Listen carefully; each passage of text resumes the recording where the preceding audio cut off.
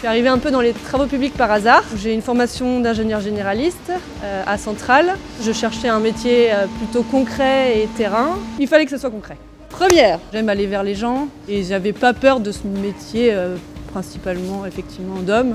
La légitimité, c'est quelque chose qui s'acquiert, qu'on soit une femme ou un homme. On peut avoir effectivement une façon de manager un peu différente. On est parfois peut-être un peu plus exigeante. Peut-être un peu de discrimination, mais positive. Est-ce que tu m'as prise parce que j'étais une femme ou est-ce que tu m'as prise pour mes compétences?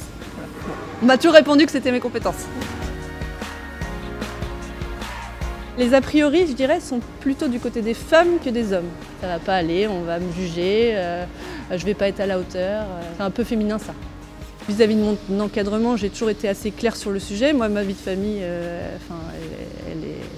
elle est très importante forcément. J'ai 2 petites filles, j'en ai une de 2 ans, une de 4 ans. On a une facilité d'organisation qui fait que c'est largement compatible.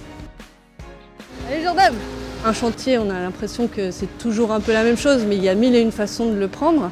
Il y a toujours un contexte des clients, des choses qui font que c'est différent. C'est ça qui est passionnant. Il y a un point qui colle pas ici en nivellement là. On est à 20 et 40. On travaille des choses qui se voient.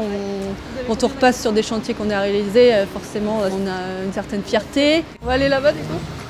C'est un métier essentiellement basé sur l'échange. Il y a toujours plus d'idées dans plusieurs têtes que dans une. On peut discuter avec ses chefs de chantier, avec les gars de terrain, avec ses supérieurs. Enfin, moi en tout cas, c'est ce qui me plaît le plus dans ce métier-là. Il faut surtout suivre ses envies, être passionné par ce qu'on fait. On est plusieurs à y arriver, donc pourquoi pas vous?